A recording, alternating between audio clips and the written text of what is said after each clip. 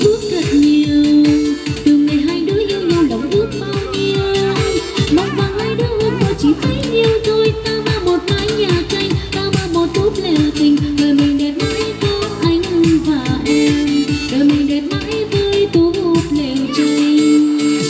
Giờ mình đi kiếm yêu xanh mình kết làm lành, giờ mình xin khóc chúc xin trồng hết xung quanh.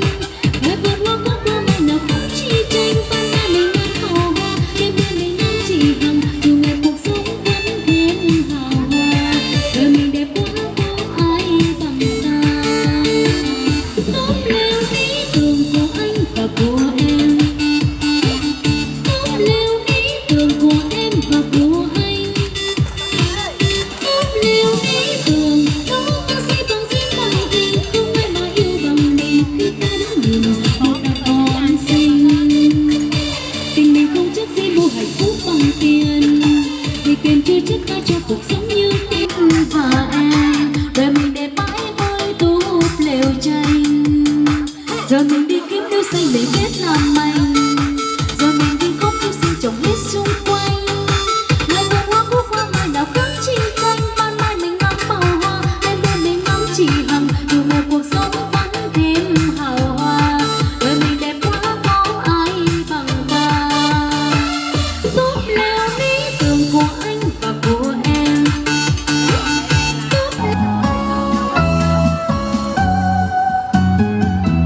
biết yêu anh là chúc chưa nhìn đến sâu tiếng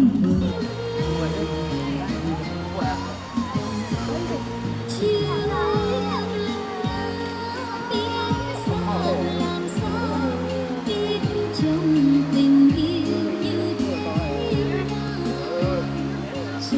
Ngày em ngơ ngác đứng trong theo mắt đường, thấy mẹ vui hơn mà lệ tràn rưng rưng, rằng xưa con yêu phải sống thiếu xa đào bên trong, bước qua dòng sông.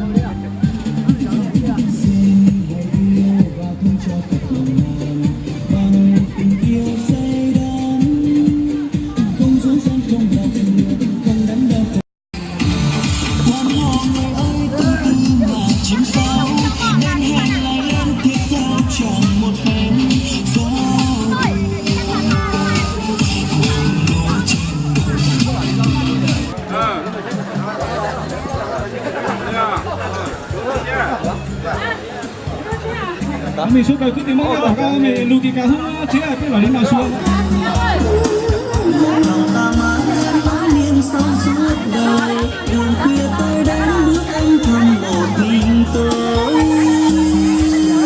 Rồi còn đời ca yêu ai vì đôi trang ngày xưa, bỏ lại những tối nay thương nhớ theo ngày thơ. Người tôi yêu đâu rồi, người yêu tôi đâu rồi, Tình tôi đã trời.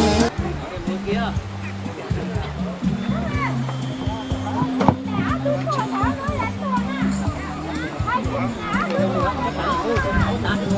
cho kênh Ghiền Mì Gõ để không bỏ lỡ những video hấp dẫn.